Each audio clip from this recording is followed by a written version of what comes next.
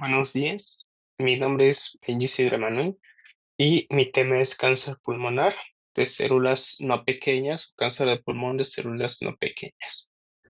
Este es el contenido de esta exposición que abarca la definición de epidemiología, factores de riesgo, etiología, fisiopatología, los estudios diagnósticos, la patología anatómica, el tratamiento y medidas preventivas. Ahora, de manera general, vamos a tener que la definición del cáncer pulmonar según la OMS es que es una neoplasia maligna proliferativa que va a surgir del epitelio respiratorio primario, en este caso, el pulmón. El cáncer pulmonar se divide en dos grandes grupos, principalmente. Es el cáncer pulmonar de células no pequeñas y el cáncer pulmonar de células pequeñas. En este caso nos vamos a enfocar al cáncer pulmonar de células no pequeñas. Otro nombre que se lo conoce a las células no pequeñas es el carcinoma broncogénico. En la epidemiología vamos a tener que el cáncer pulmonar de células no pequeñas va a ser el segundo cáncer diagnosticado a nivel mundial. Va a tener la mayor tasa de incidencia en Estados Unidos en raza negra y la incidencia máxima es hasta los 80 años, principalmente en varones. Ahora, el cáncer pulmonar de células no pequeñas va a abarcar alrededor del 80 al 85% de todos los cánceres de pulmón. Esta cifra del 80 al 85% de los casos es muy alta. Sin embargo, de este 80 al 85% del total,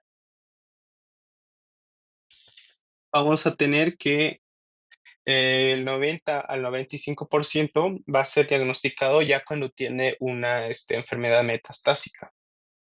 Esto nos habla del que tiene una alta mortalidad, por lo cual es la principal causa de mortalidad de cáncer a nivel mundial.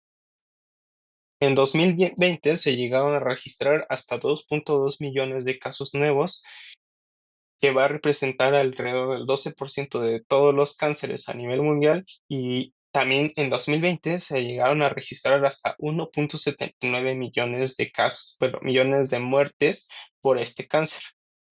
Ahora, generalmente se cree que la supervivencia media con tratamiento de apoyo va a abarcar de los 4 hasta los 5 meses, y solamente el 10% de los pacientes con una enfermedad ya metastásica va a sobrevivir al año. En México vamos a tener cifras del 2022 por el GloboCam, que nos dice que en el 2022 se diagnosticaron 8.257 personas.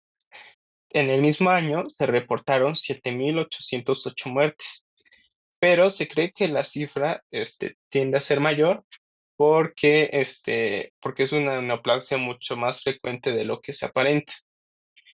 En mujeres, su incidencia, igual en 2022, fue de 3.195 casos. Entonces, estas cifras se tienen que tomar con mucha precaución porque se piensa que aún es más frecuente este cáncer, entonces podría haber más casos subestimados.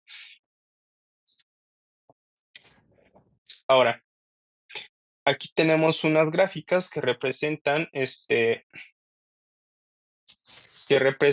en México los tipos de cáncer que hay. En hombres vamos a tener que el cáncer de pulmón va a ser la cuarta causa de cáncer, ¿verdad? Va a ser la cuarta causa de cáncer y que va a representar alrededor del 5.3% de todos los cánceres en hombres en México. El cáncer de próstata ocupa el primer lugar y el segundo el colorectal. En mujeres sí ha habido un aumento de la incidencia, pero aún no está no se ve ni en el top 5 de los principales cánceres de mujeres, pero sí se ha registrado un aumento de la incidencia. Ahora, vamos a tener otra tablita aquí del lado superior derecho que nos habla de la proyección de cánceres en México, bueno, cánceres de pulmón en México a través de los años. En el 2018 se tuvo una incidencia de 7.811 con una mortalidad de 6.733 de estos pacientes. Bueno, no de estos, sino que en general. En 2025 se tiene una incidencia de 10.166 y una mortalidad de 8.769. Esto es una proyección de casos, no es como tal, pero sí se ve que la incidencia aumenta y la mortalidad también, llegando así hasta el 2040 con una incidencia de 17.355 casos y una mortalidad de 15.102 casos. Esto pues, con datos de la Globocan del 2022. Ahora, pasando ya a los factores de riesgo, vamos a tener que fumar va a ser la principal causa de riesgo, bueno, el principal factor de riesgo para tener cáncer pulmonar. Hasta los mismos paquetitos de cigarros te dicen, no fumar, este producto causa cáncer y te dan una imagen de pulmón. Pues, alrededor del 90% de los casos va a representar el fumar y en personas que fuman demasiado y que son personas, con tabaquismo crónico, que se fuman alrededor de 20 cigarrillos al día, una cajetilla al día, tienden a presentar hasta 20 a 30 veces más el riesgo de, tener cáncer pulmonar. En segundo término, vamos a tener a los fumadores pasivos o secundarios, que va a representar un riesgo igual por estar en, en la exposición constante o crónica con el humo del cigarro. Incluso es más peligroso estar inhalando el desecho o el humo del cigarro a que estarlo fumando como tal, porque estos desechos que produce el cigarro son aún más tóxicos para el pulmón que como tal estarlo fumando, por todos los procesos químicos que se dan al momento de ya desecharlo. En personas fumadoras pasivas, vamos a tener que el riesgo está aumentado alrededor del 15 al 30%. Otro factor de riesgo importante es el factor ocupacional, o sea, en personas que se dedican, por ejemplo, a la minería o que están en constante contacto con metales, no sé, en el campo industrial, también tienden a ser un factor de riesgo. O personas que estuvieron ya sea por temas laborales, que estuvieron en constante exposición a radiación. En el tema de ocupacional, la exposición a asbestos igual es un tema muy importante o es un factor de riesgo muy importante. ¿Por qué? Porque en personas que fuman y están en constante exposición a asbestos, su riesgo incrementa hasta 2 veces más, actuando de manera sinérgica con el tabaco. Ahora, los principales metales asociados al cáncer de pulmón van a ser el arsénico, el cromo, el níquel, el cadmio. Mientras que los principales compuestos asociados a la exposición ionizante vamos a tener al radon.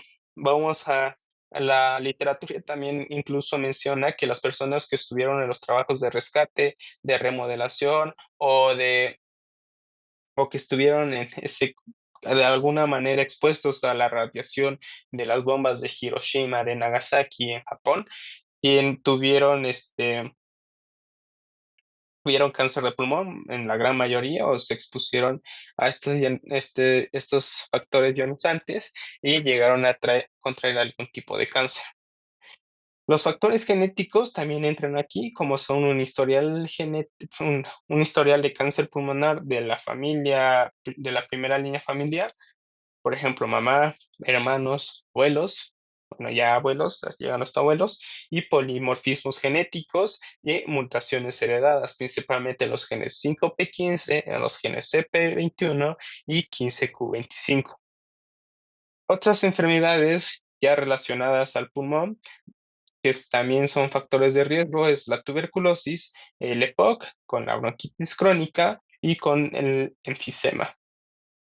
En México también hay un factor de riesgo muy importante, principalmente en mujeres, que es la exposición a biomasas. Esta exposición a biomasas principalmente es la combustión de la leña y por consecuente la constante exposición a este humo provocado por la leña cuando las mujeres cocinan, cuando las mujeres eh, hacen comida, se exponen a este humo. Se cree, bueno, aquí en la ciudad pues, se piensa que ya no se usan estos métodos, pero incluso en pueblos de Xochimilco, pueblos nativos de Xochimilco, en alcaldías como son las de Milpa Alta, pues aún se siguen utilizando estos métodos, y en estados ajenos a la Ciudad de México, pues ni se diga, aún se siguen usando esos métodos, principalmente en zonas rurales. Ese es un factor importante de riesgo en mujeres. Otro dispositivo relativamente nuevo, que es el vapeador. Aún no se ha visto, qué tan asociado esté al cáncer de pulmón, pero sí causa un daño severo en los pulmones de forma aguda, a comparación del tabaco, que tiene que pasar algunos años para que se llegue a dar un daño pulmonar. El vapeador sí causa un daño pulmonar muy agudo o a corto plazo. Y esto, pues, obviamente se asocia también al cáncer de pulmón. Y pues ya comenté lo de los asbestos. Ahora, la etiología. La etiología básicamente van a ser los factores de riesgo. El tabaquismo activo va a representar del 85 al 95% de los casos aproximadamente, y va a ser la principal causa de cáncer de pulmón. Después está el radon, la exposición ocupacional, el humo de biomasa y factores genéticos en un 5, 3 y 2% respectivamente. En los factores de riesgo, los principales afectaciones o factores asociados van a ser la historia familiar de cáncer de pulmón, que ya comenté hace rato, que va a aumentar de 2 hasta 3 veces el riesgo. Polimorfismos en genes metabolizadores de cancerígenos, como son el CYP1A1, mutaciones de genes de reparación de ADN o supresores que van a interferir mucho en este ciclo celular de las células cancerígenas, y pues tienden a hacer, tienden a que el cáncer persista, y una alteración hereditaria en genes como RB1 o síndrome de retinoblastoma o el síndrome de Li-Fraumeni, que también se asocian a alteraciones en el ciclo celular, como son genes RB1 o TP53. Más adelante voy a comentar estos genes, pero sí es muy importante saber qué factores genéticos están asociados, incluso pues, para el tratamiento. Ahora, la clasificación. Aquí el cáncer de pulmón se va a clasificar en dos principales grupos. De ahí vamos a tener otras subclasificaciones o otros subtipos. Pero las principales van a ser cáncer de pulmón de células no pequeñas o cáncer pulmonar no microcítico, y cáncer pulmonar microcítico o de células pequeñas. Aquí el cáncer de pulmón de células no pequeñas va a abarcar alrededor del 85% del total de los cánceres, mientras que el cáncer pulmonar microcítico solo va a abarcar el 15%. El cáncer pulmonar no microcítico se va a dividir en epidermoide, adenocarcinoma y carcinoma macrocítico o de células grandes. El principal cáncer aquí va a ser el adenocarcinoma dentro de los no microcíticos. Después sigue el epidermoide y después el de células grandes. El adenocarcinoma va a representar alrededor del 50% de este total, y va a ser más frecuente en no fumadores. También vamos a tener que este tipo de cáncer va a tener alta propensión de metástasis extrapulmonares o a distancia, y en el patrón inmunohistoquímico, que es una prueba que se realiza con antígenos para determinar qué tipo de cáncer es, que se ocupa mucho en el diagnóstico, vamos a tener que CK7 TF1 va a ser positivo, igual a napsina A, igual es positivo, pero CK20 va a ser negativo. Este adenocarcinoma va a tener una subclasificación que es preinvasivo, in situ, mínimamente invasivo e invasivo. Ahora, después sigue el carcinoma epidermoide, también conocido como carcinoma escamoso. Esta va a tener una incidencia ya decreciente a través de los años relacionados a factores del tabaco o del cigarro, y se cree que su localización es central, aunque actualmente ya se ha visto más en las periferias, y también se asocia a personas fumadoras. Bueno, este sí se asocia a personas fumadoras. Aquí va a tener células precursoras, como son escamosas, y también va a tener células de carcinoma in situ, que después vamos a hablar de ellas. El patrón de inmunohistoquímica vamos a tener que va a ser positivo en P40 y P63, pero a diferencia del adenocarcinoma, va a ser negativo en TTF1, que en el adenocarcinoma sí es positivo.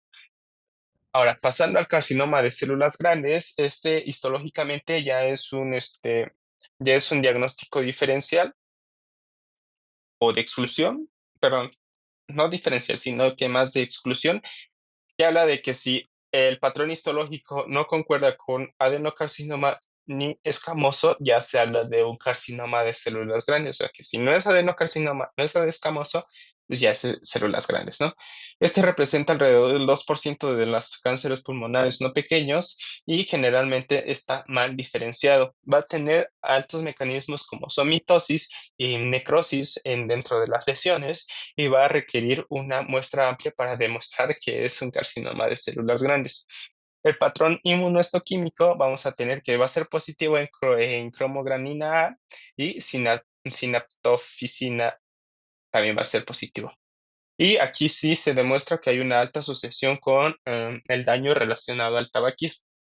Vamos a tener que de esta clasificación, obviamente se pueden ver, bueno, se pueden ver patrones mixtos, ya sea epidermoide y adenocarcinoma en un 14% o microcítico más epidermoide en un 5% de los casos. Ya pasando a la fisiopatología, vamos a tener que este cáncer de pulmón va a tener 6 principales mecanismos que lo van a caracterizar. Estas células neoplásicas a tener 6 características en particular. La primera es la autosuficiencia de crecimiento. La segunda es la inestabilidad a señales inhibidoras de crecimiento. La tercera es evasión a mecanismos de muerte celular autoinducida. El cuarto es un potencial replicativo ilimitado. El 5 es una vascularización o una angiogénesis sostenida. Y el sexto ya es la capacidad, ya sea de invasión y por consecuente, o también puede llegar a crear una metástasis. Ahora, el cáncer de pulmón es causado por el crecimiento, la propagación descontrolada de ciertas células en los pulmones. Lo que pasa aquí es que principalmente aquí tenemos el punto uno, va a haber una lesión inicial y va a estar dada en células de origen. ¿Qué células de origen van a estar implicadas? O sea, ¿dónde va a crecer el pulmón, perdón, el tumor principalmente? Vamos a tener que los neumocitos tipo 2 y las células de la clara van a ser los principales progenitores tumorales en el cáncer de pulmón, principalmente de los adenocarcinomas. Ahora, primeramente vamos a tener que la exposición a cancerígenos, ya sea exposición al humo del tabaco, llámese exposición al humo de la leña, fumadores pasivos, exposición a metales como son el cadmio, el níquel, el cromo, o a exposición a radiaciones, vamos a, van a alterar estas células, van a provocar un daño constante. Este daño constante va a producir alteraciones en el ADN de estas células y por consecuente una serie de cambios que van a provocar el tumor o el cáncer. Entonces, ¿qué pasa, no? Entonces, llegamos a al punto 2, que es la acumulación de mutaciones. Esta constante acumulación o esta constante exposición a factores de riesgo, esta constante exposición al humo del tabaco, al humo de la leña, a fumadores pasivos, van a alterar el ADN tanto en oncogenes, bueno, su punto principal son los oncogenes y los genes supresores. En los oncogenes vamos a tener que son vías que activan permanentemente, bueno, van a ser genes que activan vías permanentemente para que haya una señalización proliferativa, o sea, que las células estén creciendo, estén dividiéndose y y que aún así, bueno, y que además de esto tengan angiogénesis que les dé sus propiedades tumorales o cancerígenas. Entonces, oncogenes proliferan, tienen angiogénesis y aumentan el crecimiento y división celular. Pero también va a haber una alteración en los genes supresores, como son el TP53 y genes RB1, CDNK, pero CKN2A y etcétera, ¿no? Entonces, estos genes supresores, su principal función es eliminar, bueno, están relacionados o su función principal es, como su nombre lo dice, suprimir el ciclo celular, reparar células dañadas, y si estas células dañadas no se pueden reparar, pues ya se induce a la apoptosis. Pero como aquí están alteradas por la exposición a diferentes agentes cancerígenos, van a estar alterados y van a tener una actividad deficiente. Más allá de esto, vamos a tener que el microambiente, como son la inflamación crónica, los fibroblastos y los vasos anómalos de la angiogénesis que se está dando al mismo tiempo, van a favorecer la progresión y la resistencia del cáncer ante el tratamiento.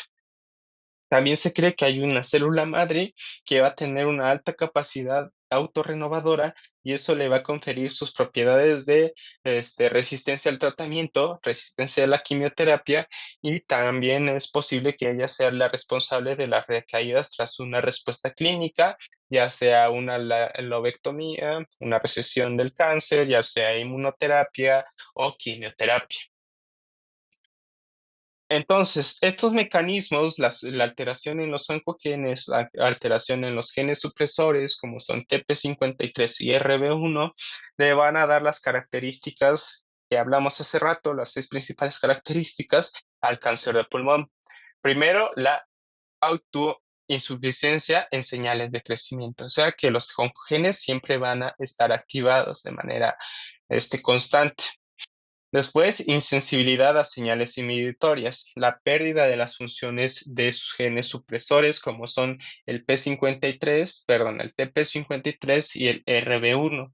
En la autosuficiencia de señales de crecimiento, los cogenes activados van a estar principalmente activados las vías de MAPK, P13K y AKT, que van a ser pues, los que aumentan las vías de señalización proliferativa y angiogénica. Ahora, evasión de la apoptosis, ¿por qué? Por los, como ya dije, por los supresores inactivados, y entonces eso hace que las células no induzcan su muerte.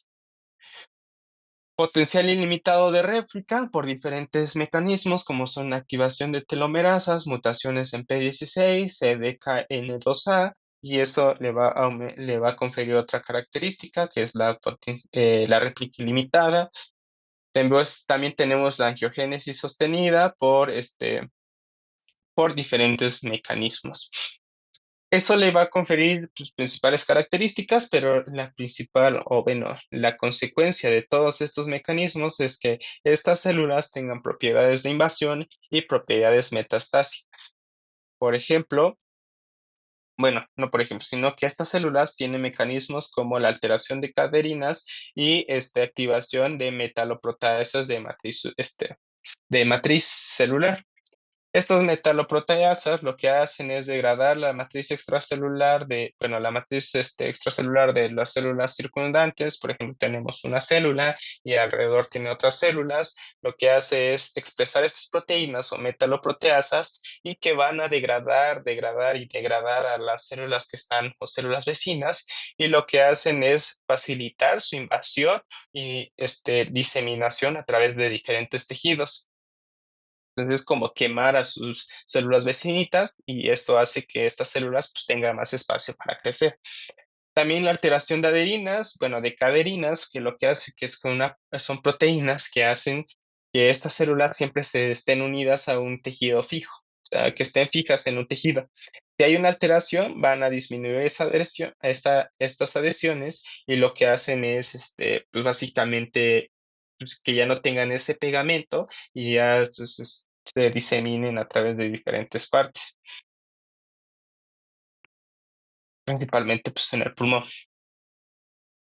Ya, ok. Entonces, ahora pasando a la parte genética, como ya dije, va a haber alteraciones en los oncogenes y en los supresores que van a ser importantes para el ciclo celular. Aquí, los principales genes, pues ya sean mutados, amplificados o pues inhibidos van a estar presentes en este esquemita. Uno de los principales es el EGFR, el FGFR, que van a estar mutados o alterados, y esto a propiciar una serie de cambios en los genes que van a ser importantes para la proliferación, la síntesis de proteínas o la muerte celular y regular el ciclo celular. Entonces, por ejemplo, la TP53 va a estar alterada y esa es el principal gen encargado de la muerte celular. La, la RAF va a ser bueno, la RAS va a ser el principal gen encargado de la proliferación celular. La PI3K, la AKT y MTOR van a ser los principales genes encargados de la síntesis de proteínas. Entonces, estos genes nos hablan sobre la mutación, la alteración de los genes o la inhibición. Y aquí tenemos unas gráficas de qué genes están alterados principalmente. Vamos a tener que en el adenocarcinoma, genes como el KRAS, el EGFR van a ser los principales alterados. Después sigue la ALK y la PIK3CA. En el carcinoma de células escamosas vamos a tener el gen FGFR, la PIK3CA y después la KRAS. Estos son los principales genes alterados que van a ser los encargados de regular distintos procesos de la proliferación celular o del ciclo celular. Entonces, el principal gen alterado en el adenocarcinoma es el KRAS y después el EGFR, y en las células escamosas o epidermoide, el principal gen es el FGFR.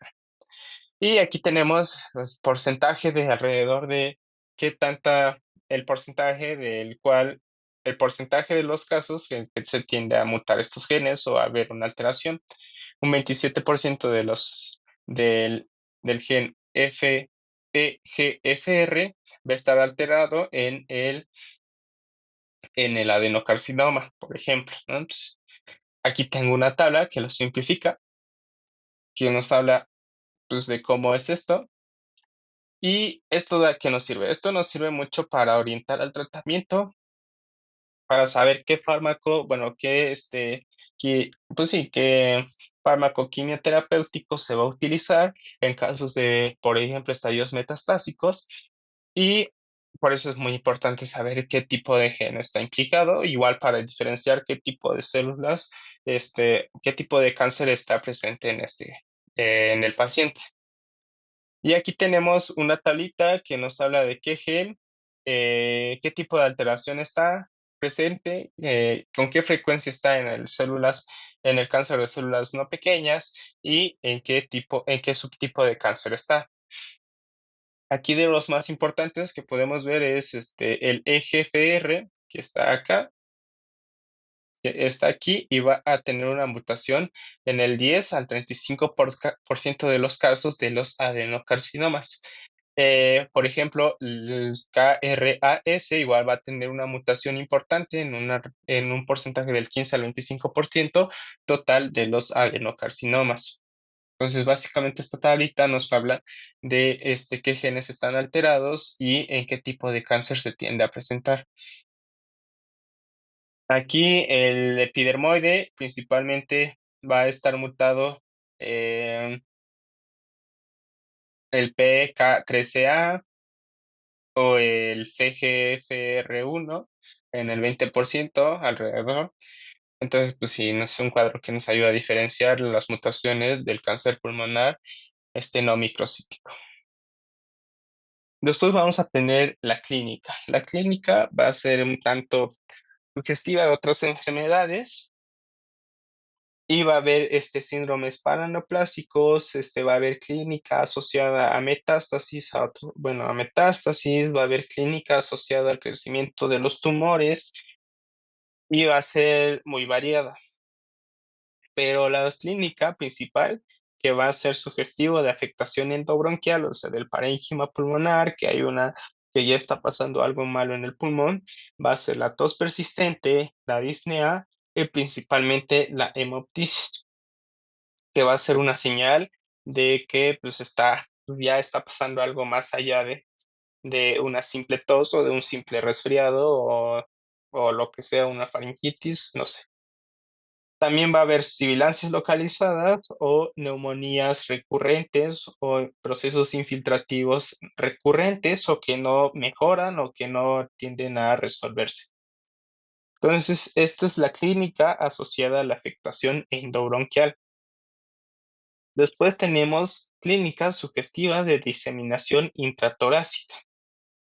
Aquí también entran síntomas como son la tos, la disnea, el dolor torácico localizado o dolor pleurítico.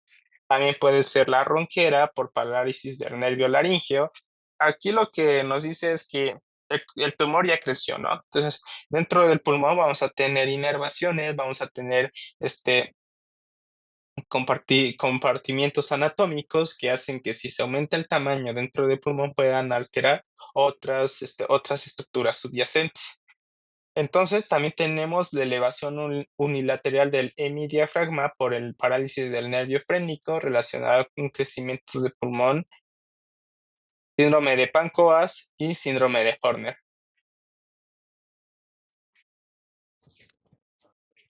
También vamos a tener otro síndrome que es el síndrome de la vena cava superior, que nos habla de que el tumor está creciendo cerca del corazón. Este síndrome se va a presentar con manifestaciones clínicas como son el edema facial, edema cervical, cefalea, disfagia, ingurgitación yugular y patrón venoso dilatado. También vamos a tener manifestaciones como son el derrame pericárdico.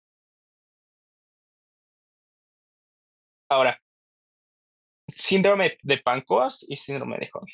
Estos síndromes nos hablan de que el pulmón está creciendo que ya está grande y afectan, bueno, no es que esté grande, sino que su crecimiento altera otras funciones o cavidades anatómicas.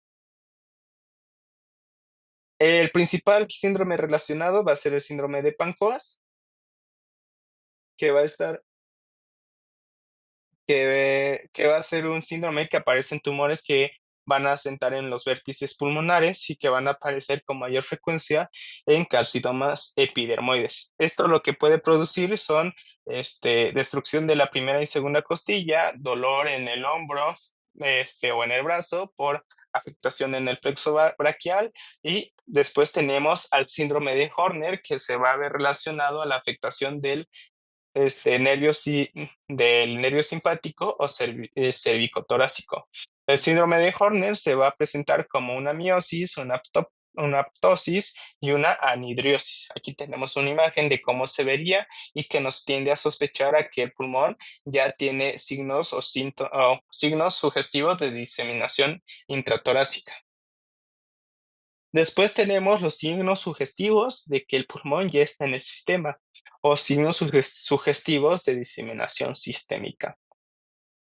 Acá los principales signos o principales características clínicas vamos a tener que el paciente tiene una pérdida de peso, tiene anorexia, ya presenta mucha debilidad, ya presenta mucha fatiga a lo largo del día, e incluso cuando está descansando no descansa nada, a pesar de dormir, entonces esos son los principales signos. También dolor torácico, que nos habla de una diseminación sistémica, una linfadenopatía, principalmente supraclavicular, dolor óseo focal inexplicado, hallazgos neurológicos anormales, como son convulsiones o confusión, o anormalidades en un laboratorio, bueno, anormalidades en estudios de laboratorio, principalmente, no sé, en una biometría hemática.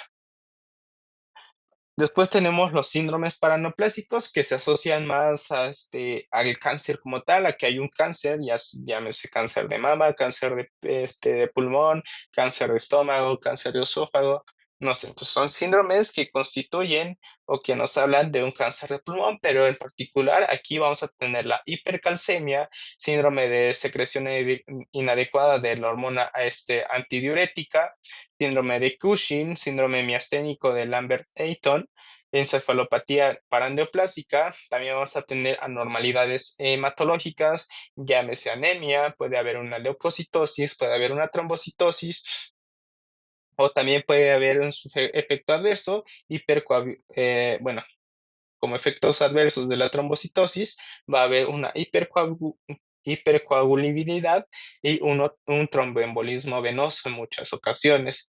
También vamos a tener osteoartropatía hipertrófica pulmonar y una dermatomiositis y una polimiositis o polimiostis. Ahora, estudios de necropsias hablan de que la metástasis extratorácica va a estar en un 50% de los sujetos con carcinoma epidermoide, en un 80% en pacientes con adenocarcinoma y carcinoma macrocítico o de células grandes. Ahora, aquí tenemos ¿con qué tanta frecuencia vamos a tener un paciente con los signos característicos o síntomas característicos? Y aquí la principal manifestación ya es disnea, pérdida de peso y dolor torácico. Pero en primer lugar está la tos. Después tenemos la hemoptisis en un 35% y un dolor óseo en un 25%. Después vamos a tener el hipocratismo digital en un 20%, la fiebre característica es en un 20% y una debilidad en un 10%, una obstrucción de vena cava superior en un 4%, una disfagia en 2% y personas que ya presentan en la exploración pulmonar sibilancias y estertores en un 2%.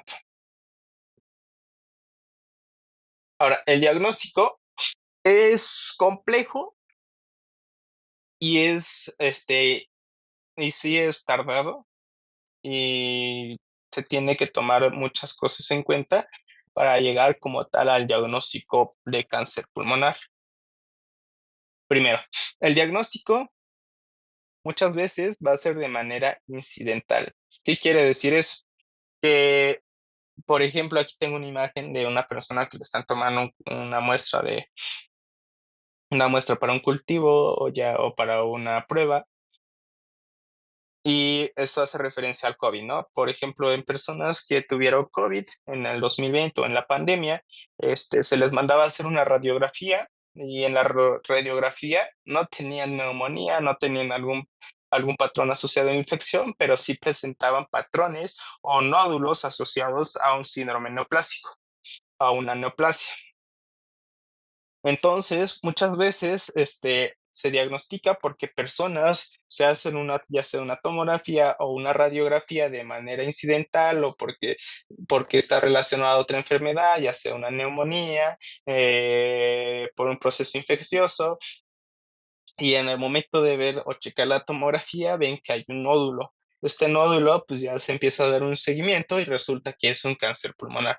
Entonces, este ya es una manera de diagnóstico, un diagnóstico incidental, y después tenemos un diagnóstico dependiendo del cuadro clínico, principalmente la tos crónica, la hemoptisis, la disnea y los síntomas que dije hace rato.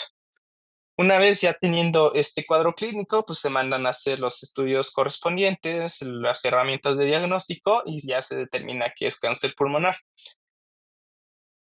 Y para eso se ocupan varias pruebas complementarias que vamos a hablar aquí.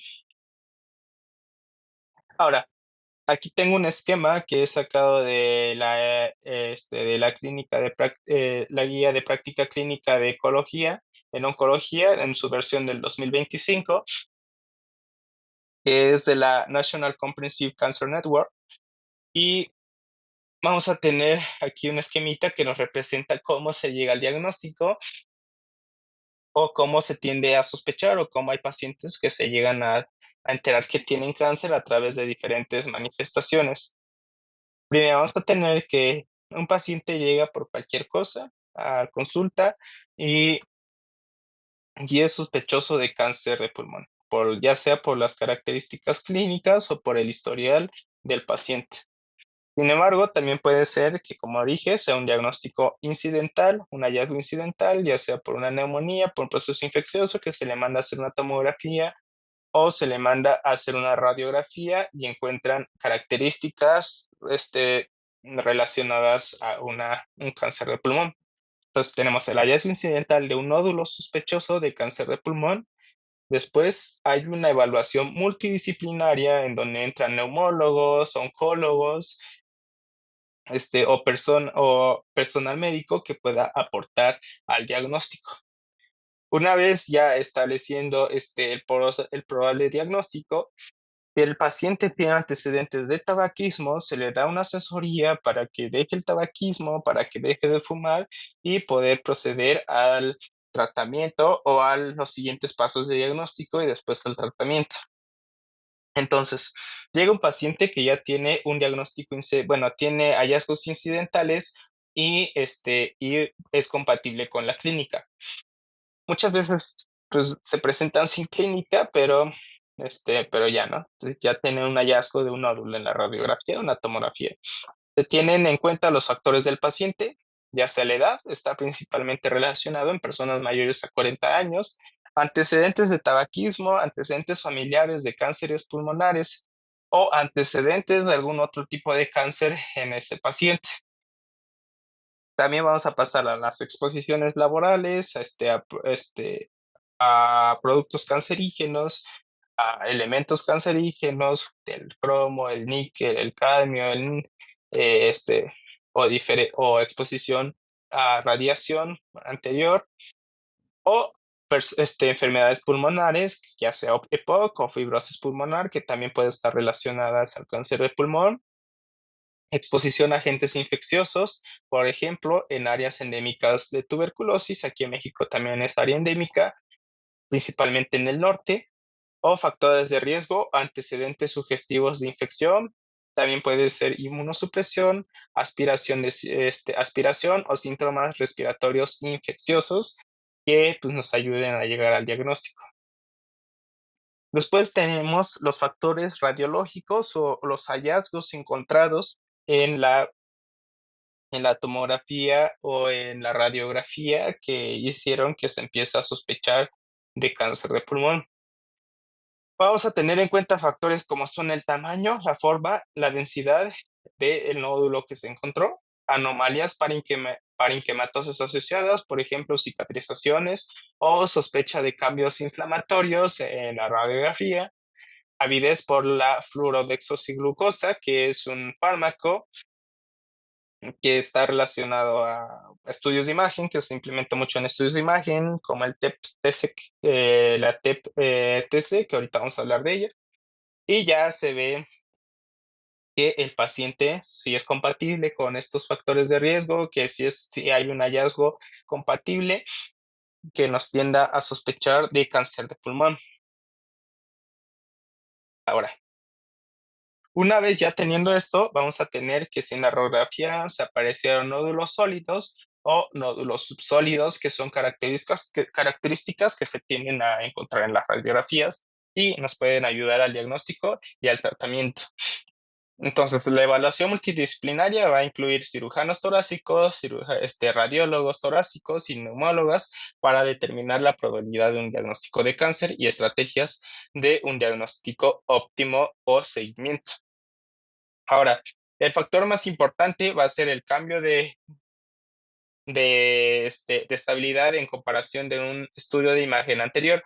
¿Esto qué quiere decir? Que si en un principio vimos que un paciente presenta una tomografía con un nódulo pequeño y después al mes o a los 2 meses, a los 3 meses, ya se ve una tomografía, con un nódulo más grande, pues es un cambio muy importante que ya nos ayuda a tener el diagnóstico de cáncer pulmonar. Entonces, ¿qué es un nódulo pulmonar o qué es lo que se va a ver principalmente? Vamos a tener que un nódulo pulmonar es una masa pequeña de tejido en el pulmón que muchas personas van a presentar, pero no todas van a estar relacionadas con cáncer. Sin embargo, cuando se detectan nódulos mediante estudios por imagen, es probable que a estas personas ya se le hagan estudios adicionales para ver o determinar cuál es la causa probable de este nódulo. Aquí tenemos un nódulo en la radiografía de tórax. También tenemos los nódulos subsólidos, que van a ser nódulos subsólidos que van a presentar menos densidad en la tomografía y van a incluir los nódulos no sólidos y los nódulos parcialmente sólidos. Los no sólidos también se van a ver como imágenes difusas, también conocidos en patrón de vidrio esmerilado o nódulos en vidrio esmerilado o deslustrado. Los nódulos, en este caso, van a ser parcialmente sólidos, van a tener áreas de baja densidad y tanto altas como bajas. Entonces, los nódulos parcialmente sólidos tienen áreas de alta densidad y también áreas de baja densidad. Aquí no se da una imagen. Ahora, ¿cuál es el seguimiento? Si un paciente ya presentó nódulos, ya sea subsólidos o sólidos, en la tomografía torácica, vamos a tener que se va a determinar los factores de riesgo o si es un paciente de alto o de bajo riesgo. Y un paciente es de bajo riesgo, o sea que va a tener una historia mínima ausente de tabaquismo u otros factores de riesgo conocidos, va a hacer un seguimiento dependiendo de las características del nódulo. Y si es un paciente de alto riesgo, va a tener igual un seguimiento dependiendo de las características del nódulo, pero aquí ya va a presentar un historial de tabaquismo u otros factores de riesgo conocidos que incluyen un historial de cáncer de pulmón en la familia de primer grado o exposición a asbestos, a radón, a uranio, arsénico, al cadmio o a cromo, o a exposición a biomasas. Ahora, en caso de que los pulmones, bueno, en que en la tomografía o en la radiografía se encuentren nódulos no sólidos o de vidrio esmerilado, se puede requerir o se sugiere que haya un seguimiento más prolongado para excluir un tipo de adenocarcinoma. Ahora, aquí tengo un esquema que igual saqué de la National Comprehensive Cancer Network, que nos habla de que si un paciente tiene un nódulo y es de bajo riesgo y las características del nódulo son menores a 6 milímetros, no se tiende a dar un seguimiento habitual para cáncer pulmonar. Sin embargo, si un paciente tiene de 6 a 8, un nódulo de 6 a 8 milímetros, se hace una tomografía computarizada a los 6 o a los 12 meses y si es estable, se vuelve a valorar en 18 a 24 meses y si es estable, pues ya ahí se deja el seguimiento. Y un paciente presenta un nódulo mayor a 8 milímetros, pero es de bajo riesgo. Aquí ya se tiende a valorar una tomografía computarizada a los 3 meses y a presentar otros estudios como son la TEP y con tomografía computarizada o ya una biopsia. Entonces, el punto de corte para tener otros estudios complementarios como son la biopsia o la tomografía con la tomografía de positrones ya es de 8 milímetros. Esto en un paciente de bajo riesgo. Ahora, un paciente de alto riesgo con un nódulo en la radiografía o en la tomografía menor a 6 milímetros, se hace una tomografía a los 12 meses. Este ya puede ser opcional, pero si es estable, pues ya no se hace seguimiento habitual. Un paciente que tiene un nódulo de 6 a 8 milímetros, vamos a tener una tomografía a los de 6 a los 12 meses y si es estable, pues se vuelve a repetir la tomografía a los 18 a los 24 meses y si se encuentran anormalidades, pues ya se da otro seguimiento. Por ejemplo, una biopsia o una tomografía con emisión de positrones. Ahora, regresando al valor de corte, que si un paciente con factores de riesgo altos o riesgo alto mide mayor de 8 milímetros su nódulo, se valora una tomografía a los 3 meses o igual se puede pasar directo a una tomografía con emisión de positrones y también se puede hacer ya una biopsia. Ahora, para los casos de la tomografía, se recomienda una tomografía de baja densidad, o sea, que no emitan tanta radiación para evitar, pues, efectos adversos ante el cáncer que se está provocando. Entonces, en caso de que se presente un nódulo, dependiendo de las características, hallazgos incidental de nódulos subsólidos en la tomografía torácica, vamos a tener que si hay un nódulo solitario o en vidrio deslustrado, se hace un seguimiento. Si mide menos de 6 milímetros, pues no se hace seguimiento habitual, pero si mide más de 6 milímetros, se hace una tomografía a los 6 a los 12 meses para confirmar la ausencia del crecimiento, o si hay una evolución, se hace una tomografía después cada 2 años hasta los 5 años. Si hay un nódulo solitario parcialmente sólido, se hace una tomografía a los 6, y si mide menos de 6 milímetros, no se hace un seguimiento habitual, pero si mide más de 6 milímetros, se hace una tomografía a los 3 a los 6 meses para confirmar que no hay un crecimiento ni cambio en el componente sólido, y luego una tomografía computarizada anual durante 5 años para evitar o para determinar que no hay un crecimiento como tal. Si el componente sólido mide más de 6 milímetros, igual se puede, valorar si es posible que si es posible que se haga una biopsia o una tomografía de emisión de positrones. Los nódulos subsólidos múltiples, vamos a tener que si un paciente tiene un nódulo subsólido menos de 6 milímetros, pero son múltiples, son muchos en la radiografía o en la tomografía, vamos a tener que se va a hacer una tomografía a los 3 a los 6 meses, y si estable, si es estable, se hace una tomografía a los 2 y a los 4 años. Si un paciente tiene un nódulo subsólido mayor a 6 milímetros, se hace una tomografía, bueno, y son múltiples, se hace una tomografía a los 3 a los 6 meses, y se hace un manejo posterior basado en los nódulos más sospechosos. Pues dependiendo de las características de los nódulos, se da un seguimiento acordado. Ahora, una vez que tengamos ya nódulos mayores a 8 milímetros, nódulos mayores a 6 milímetros con características de, de crecimiento o cambios en el componente sólido bueno, o cambios en el nódulo considerables en las radiografías o en la tomografía, se hace otro estudio para seguir con el diagnóstico. Este estudio es la estadificación metabólica por una técnica llamada tomografía de emisión de positrones más una tomografía computarizada con la ayuda de un fármaco. Entonces, el PET-CT es una técnica que combina la captación metabólica de un fármaco con imágenes anatómicas. O sea, ¿qué es esto? ¿O a qué me refiero con esto? Vamos a tener que este estudio lo que hace es administrar un fármaco al paciente, que es el F-fluorodesoxiglucosa, y lo que hace este fármaco es que tiene afinidad por las células tumorales y va a representarse como zonas calientes o zonas, pues sí, rojas en una, en un estudio de imagen. Aquí tenemos este ejemplo, que se ven las zonas calientes, que nos habla de células tumorales por el metabolismo de estas mismas. Entonces, estas zonas, también denominadas zonas calientes, tienen como objetivo confirmar la captación metabólica del tumor primario, y nos ayuda a estadificar este tipo de este tipo de cáncer. Nos ayuda a identificar si hay una diseminación a ganglios o si hay metástasis ocultas. Y un riesgo positivo, bueno, un valor positivo es que haya zonas calientes, también conocidas como sub, mayores a 2,5, o que haya zonas mayores a 8 milímetros o lesiones mayores a 8 milímetros.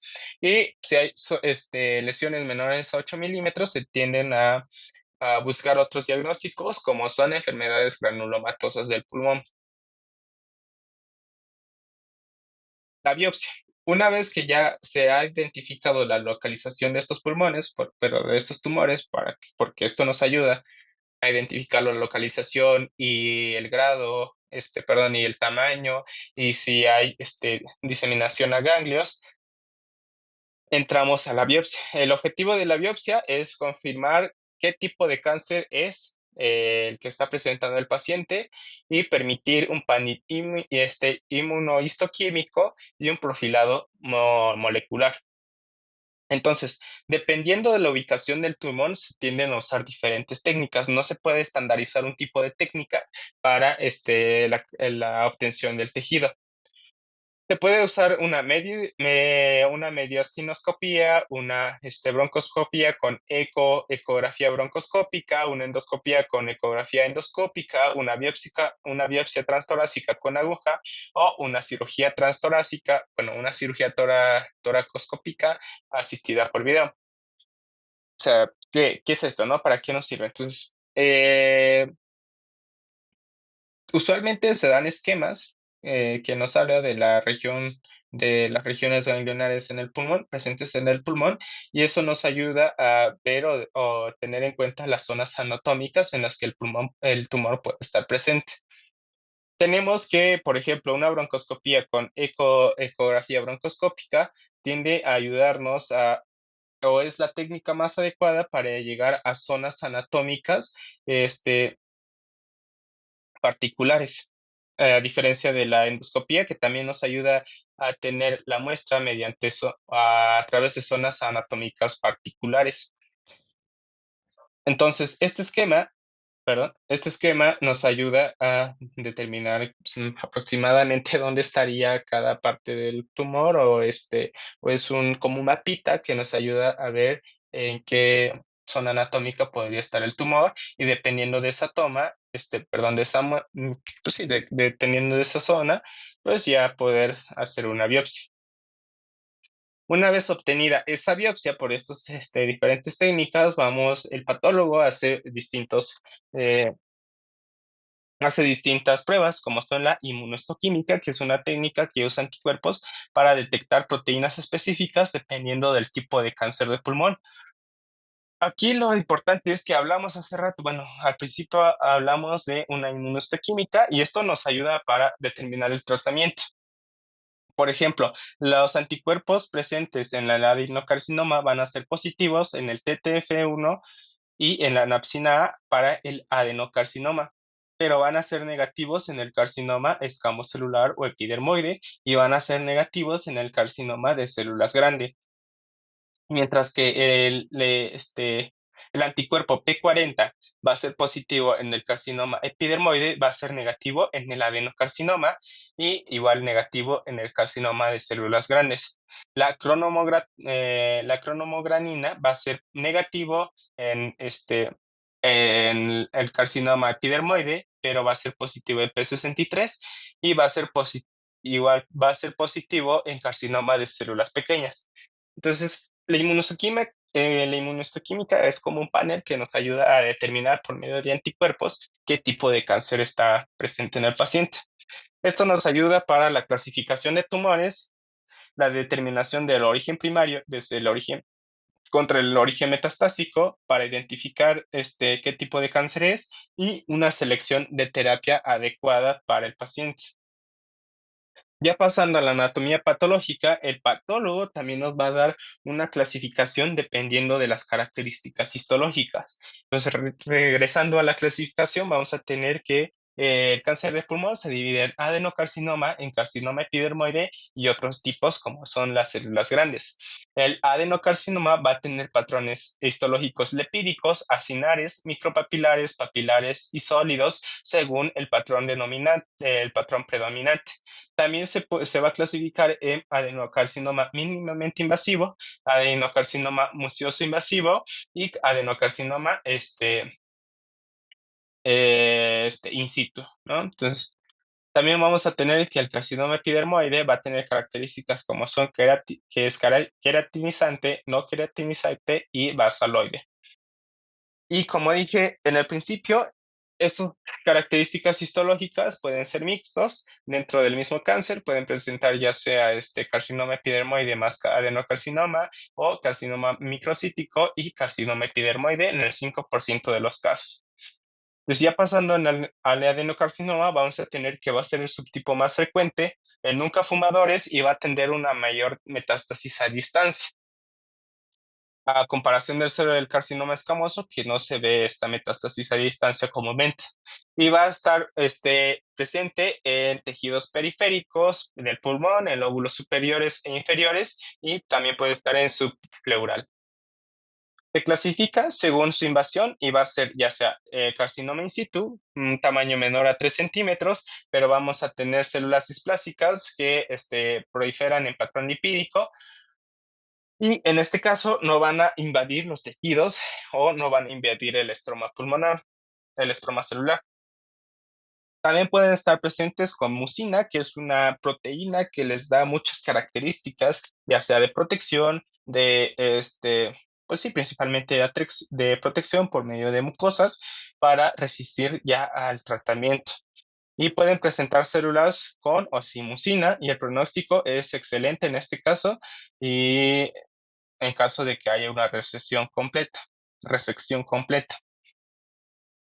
Y pues no metastásica porque pues, es in situ, o sea que siempre está en el sitio, en un sitio o en un punto fijo. Después tenemos el adenoma microinvasivo o mínimamente invasivo, que van a ser tumores con menos de 3 centímetros, igual o menos de 3 centímetros de tamaño, y va a tener un componente invasivo pequeño, menor a 5 milímetros. O sea que aquí ya va a empezar a. Tenemos el carcinoma in situ, que nada más estaba ahí en un puntito. Eh, Aquí estaba, en este caso aquí se ve en la tomografía, estaba aquí en un puntito. El adenocarcinoma mínimamente invasivo ya te va a tener, como su nombre lo dice, un componente mínimo invasivo, o sea que va a empezar a crecer, a crecer. Y aquí va a tener un tamaño menor a 5 milímetros. En la tomografía también se le conoce como patrón de huevo estrellado. Aquí tenemos como la la yema y la clara del huevo, que se ve un poco, y en este caso es un pronóstico muy favorable y compro y aquí vamos a tener, células que van a romper la membrana basal y por consecuente ya van a empezar a invadir el estroma pulmonar y van a formar áreas sólidas o glandulares. Después tenemos el adenocarcinoma invasivo, que ya va a ser un tumor maligno que va a invadir diferentes partes del pulmón y que van a tener diferenciación glandular o producción de mucina. Esta mucina ya van a tener los efectos protectores de estas células y van a tener una localización más periférica y van a tener menor tamaño que los carcinomas epidermoides. Esta se va a dividir en cinco principales, bueno, en cuatro principales, dependiendo de su patrón histológico, ya sea lepídico, acinar, sólido o papilar. Aquí tenemos un patrón sólido de mucina que pues, ya es un carcinoma muy grande y aquí diferentes cortes histológicos que representan cada subtipo. Después pasamos al carcinoma epidermoide, que va a tener cuatro subtipos igual: el papilar, la célula clara, cáncer de células pequeñas, que es diferente al carcinoma de células pequeñas, pero pues, es un patrón del carcinoma epidermoide y un basaloide. Aquí lo que tenemos es que vamos a tener o dos tipos, el bien diferenciado o el poco diferenciado en la histología. Aquí el bien diferenciado vamos a tener que haber perlas de queratina abundantes y puentes intercelulares claros.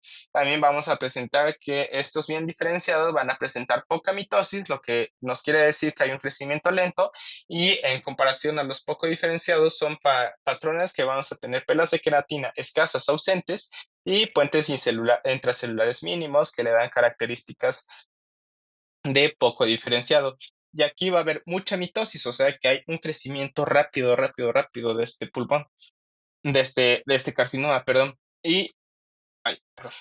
Y aquí va a predominar en hombres y va a haber una fuerte asociación con tabaquismo. La ubicación es central, pero cada vez es más periférico. Y este va a ser el carcinoma que va a presentar cavitaciones. Y aquí se ve en esta tomografía cómo se vería un carcinoma que era de células escamosas. Después del carcinoma de células grandes, vamos a tener que va a ser un tumor epitelial maligno indiferenciado que o sea que ya no va a tener rasgos ni glandulares como son el adenocarcinoma ni rasgos escamosos. Entonces va a ser un diagnóstico de exclusión. O sea que si no hay patrones de adenocarcinoma y no hay patrones de carcinoma escamoso epidermoide, pues ya hablamos de un carcinoma de células grandes. La histología, aquí van a ser células de gran tamaño con núcleos grandes o núcleos prominentes, un citoplasma incrementado o moderado y una alta tasa mitótica. También vamos a tener áreas de necrosis abundante y en el patrón inmunohistoquímico vamos a tener que va a ser negativa para marcadores de TTF1 y napsina A, que son característicos del carcinoma, el del adenocarcinoma, y el patrón inmunohistoquímico también va a ser negativo para P40, P63, que van a ser marcadores para el carcinoma epidermoide o escamoso. Y hablábamos del perfil genético, que también se tiende a hacer, que va a determinar a través de alteraciones de genes qué tipo de carcinoma es el que está presente en el paciente. Ya llámese un adenocarcinoma, un epidermoide o de células grandes, y dependiendo del gen que está alterado, nos va a dar una orientación a qué tipo de a qué tipo de cáncer está presente en el pulmón. Después de esto, después de estos procesos diagnósticos, de estos estudios complementarios, podemos hablar de una estadificación del cáncer del pulmón.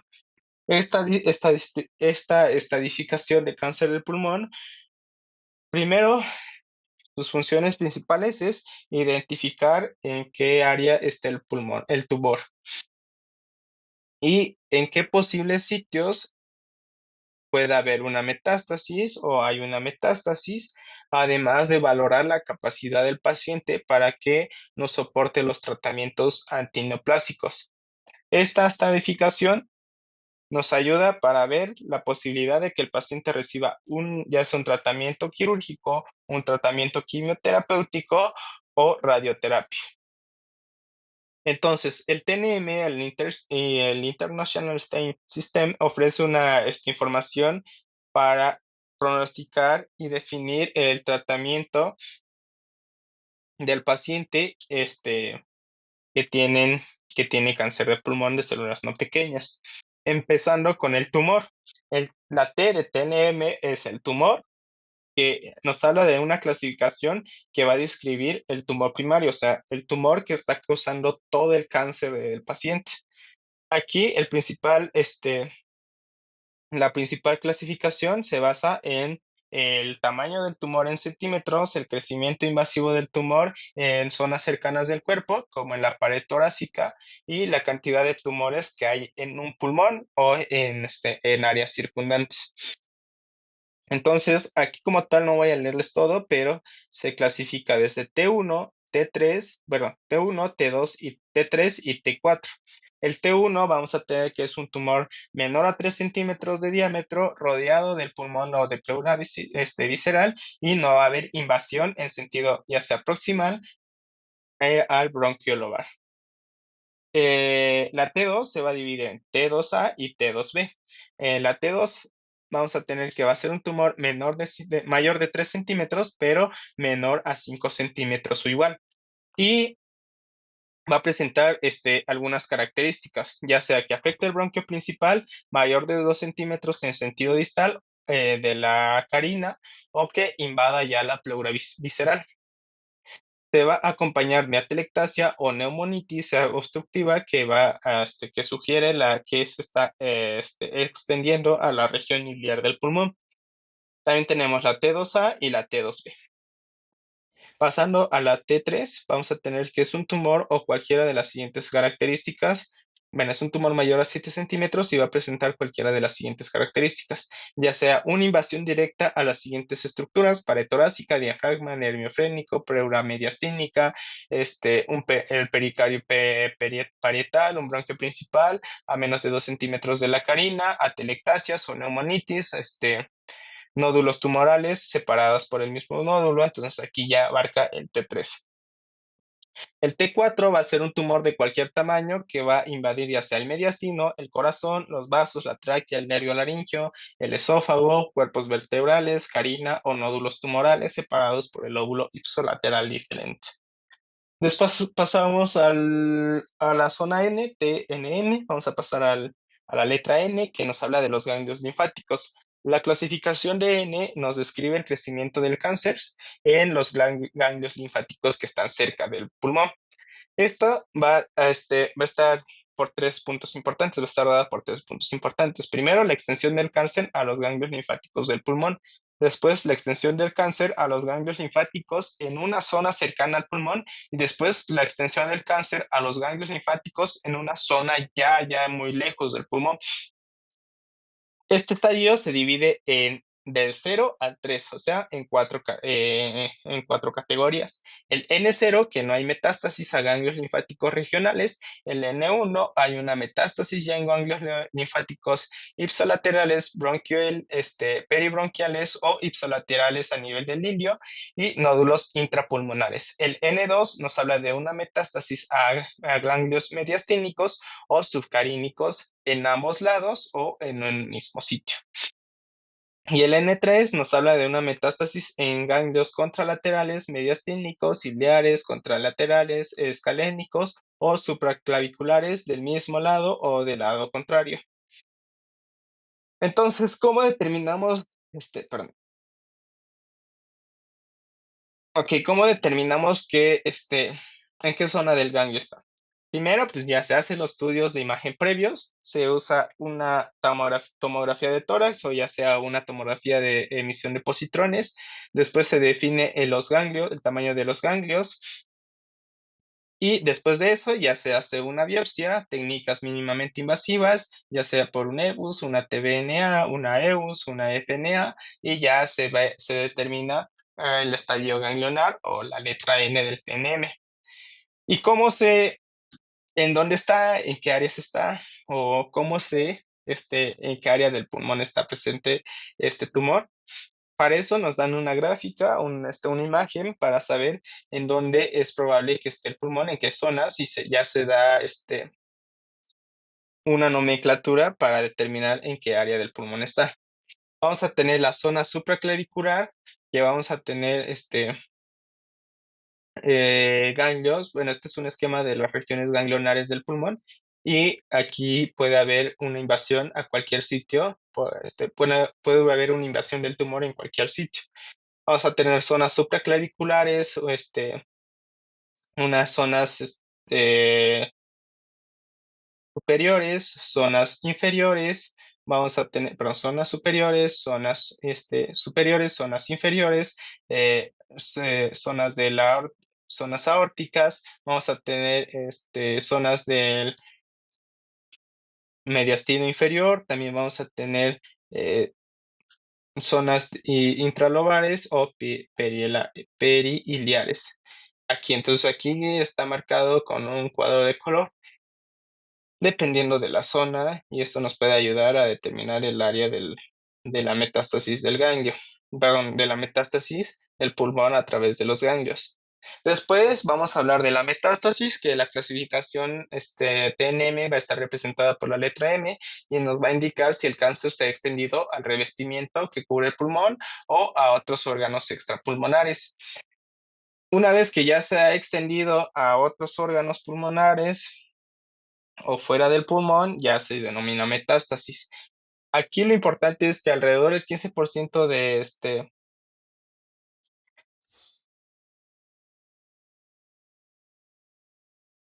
Bueno, aquí lo importante es que el 15% presentan enfermedades localizadas que van a ser candidatos a cirugías, el 35% van a tener enfermedad local regional y alrededor del 50% de todos los pacientes que presentan cáncer pulmonar debutan con metástasis al momento del diagnóstico, lo que nos habla de su alta tasa de mortalidad. La metástasis se va a dividir en cuatro principales grupos. La M0, que no hay metástasis a distancia, M1, metástasis a distancia, M1A, nódulos tumorales separados en un lóbulo contralateral o nódulos o tumores con nódulos pleurales o derrames malignos pleural o pericárdico. También vamos a tener el M1B, metástasis a distancia en órganos extratorácicos.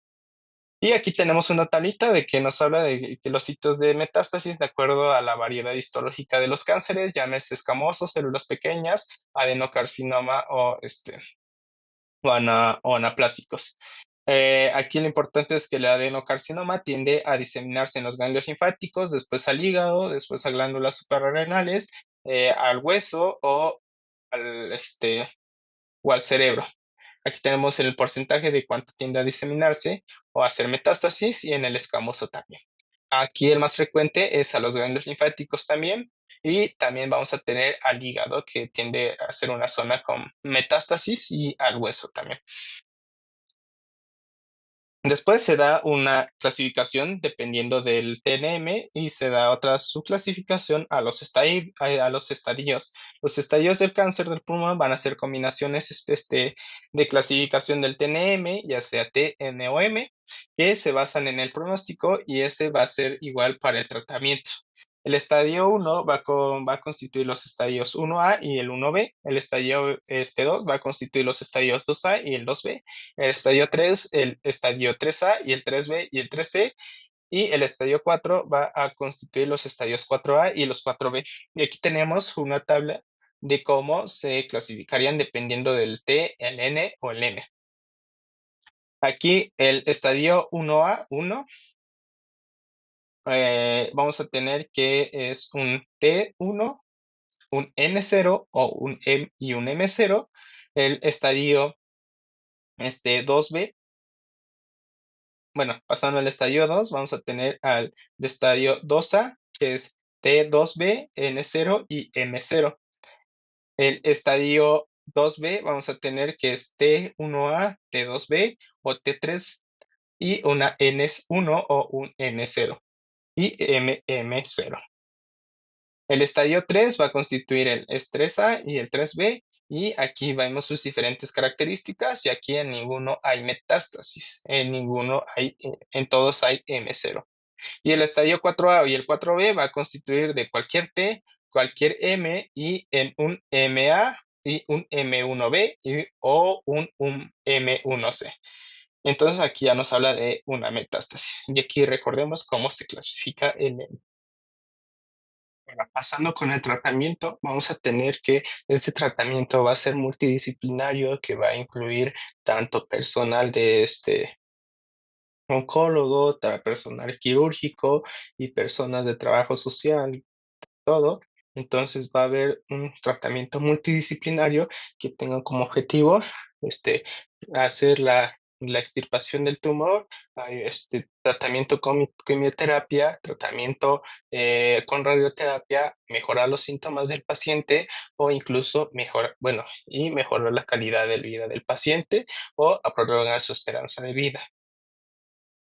Vamos a tener que el diagnóstico del patólogo del cáncer pulmonar de células no pequeñas ya se hizo una revisión patológica, ya se hizo una historia clínica y ver el estado funcional del paciente, ya se hizo una tomografía computarizada torácica y del abdomen para ver algún tipo de lesión, tanto en las glándulas suprarrenales como en un órgano afectado del abdomen. Ya se tiene que hacer un hemograma completo, un conteo de plaquetas, se tiene que hacer un perfil bioquímico, tiene que haber una asesoría,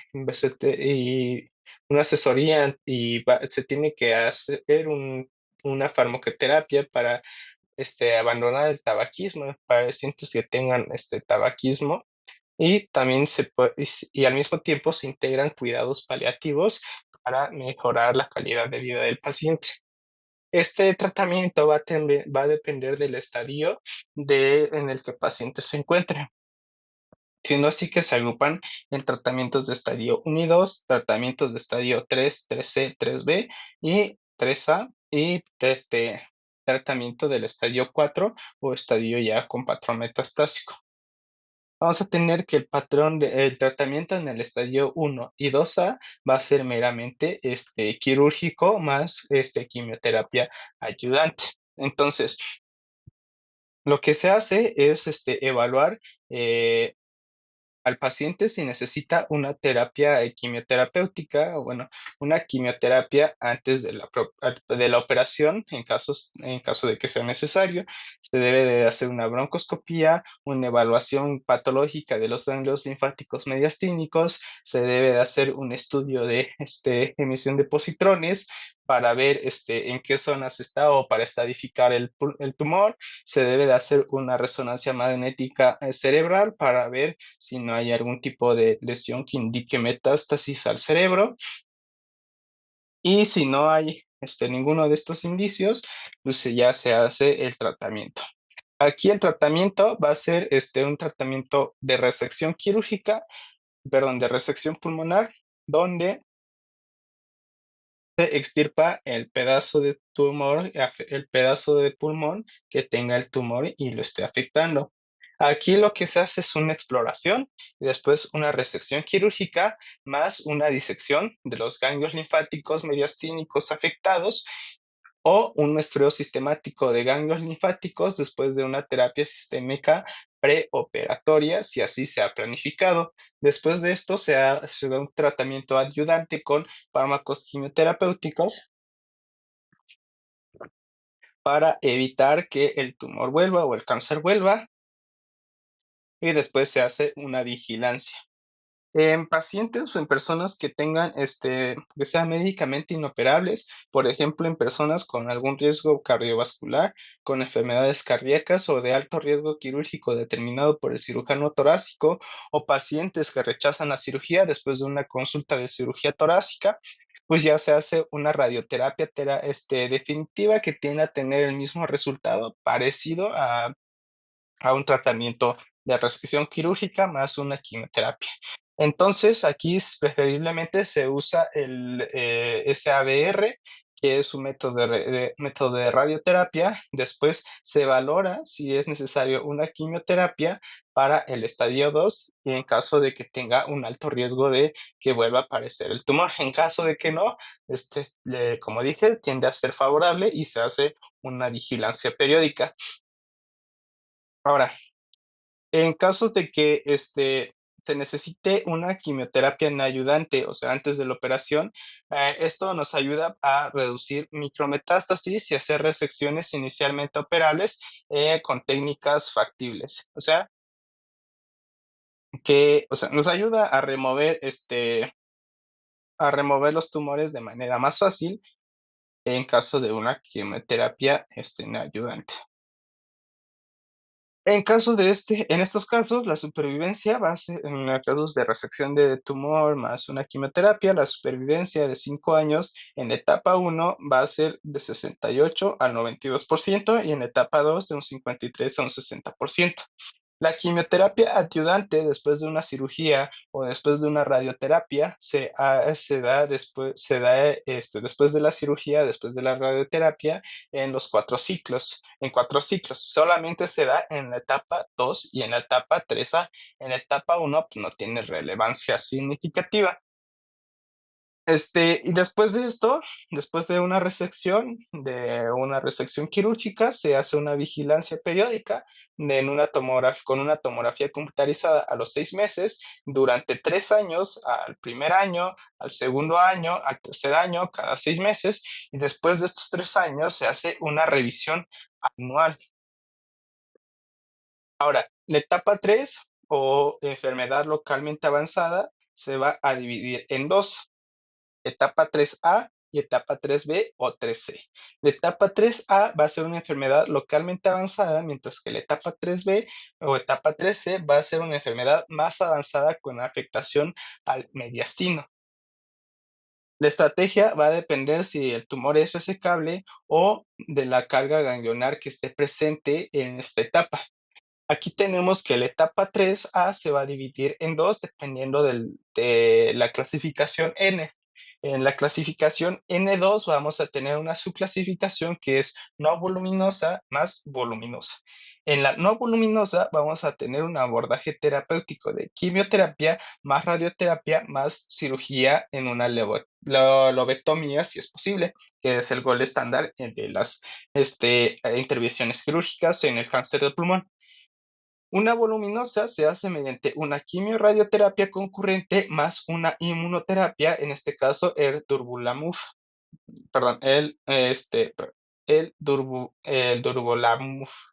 durvalumab.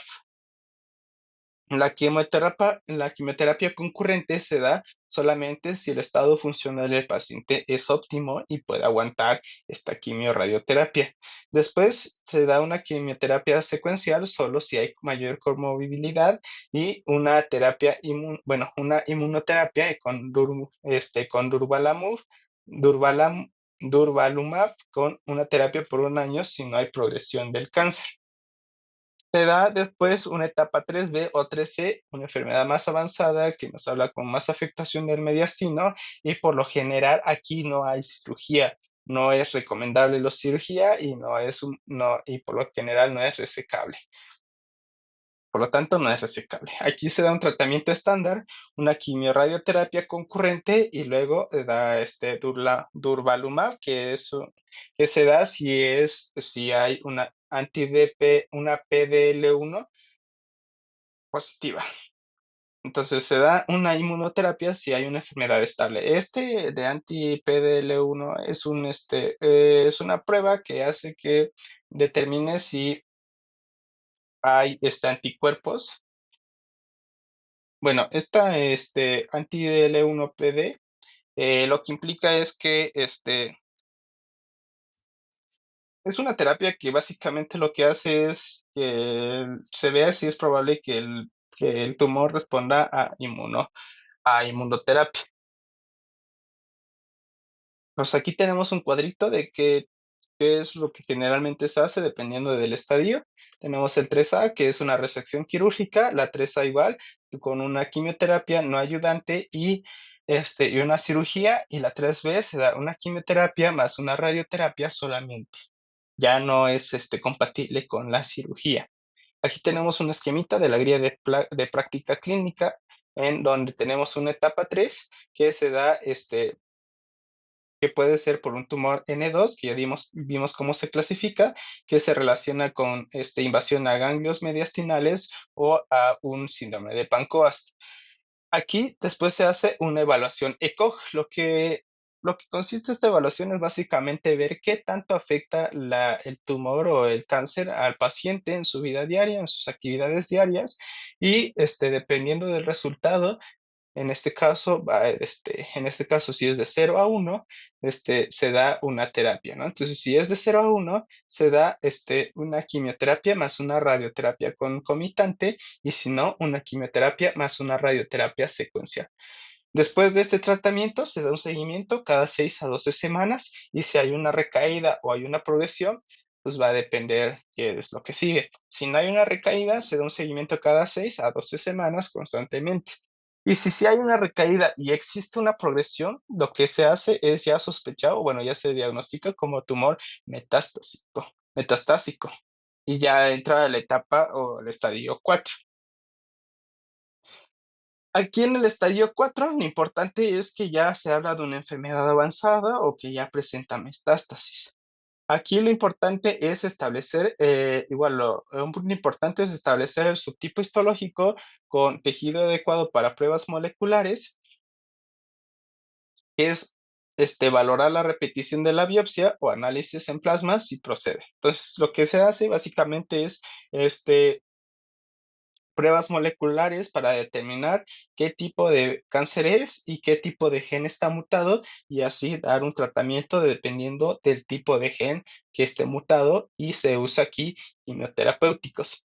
Además de una asesoría sobre el abandono del tabaquismo más cuidados paliativos.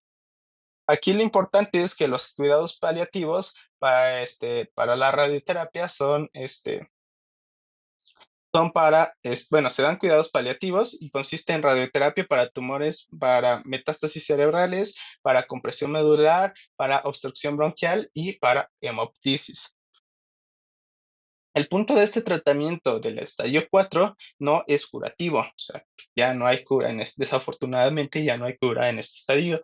Lo que hace es, el objetivo de ese tratamiento es prolongar la supervivencia del paciente, mejorar la calidad de vida de él y de las personas o de sus familiares cercanos y controlar los síntomas derivados de la carga tumoral que tenga nuestro paciente.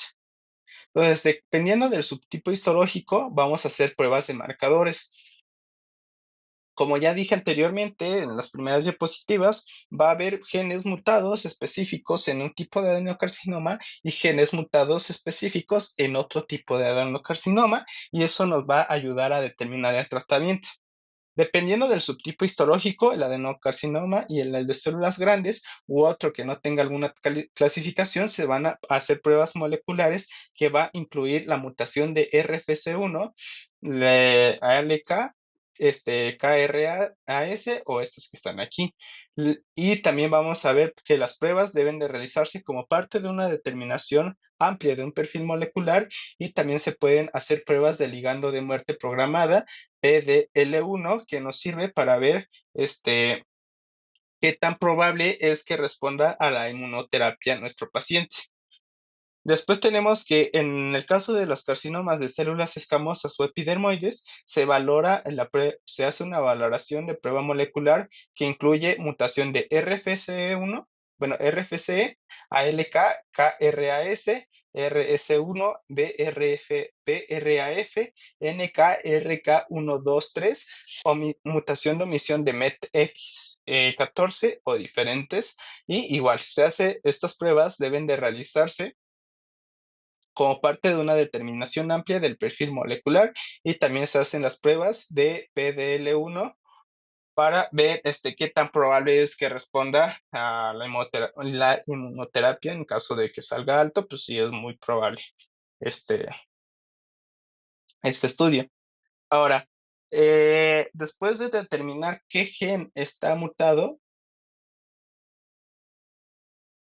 se da un tratamiento quimioterapéutico. El tratamiento va a seguir hasta que, o una de dos, progrese el cáncer y llegue a una etapa final y después la muerte del paciente, o que el fármaco ya esté en grandes concentraciones o que ya produzca mucha toxicidad al paciente y ya no sea capaz de aguantarlo.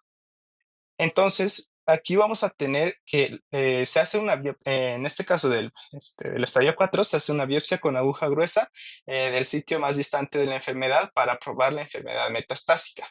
De esa biopsia, de este contenido, de este tejido, se hace una identificación de patrones moleculares que estén mutados.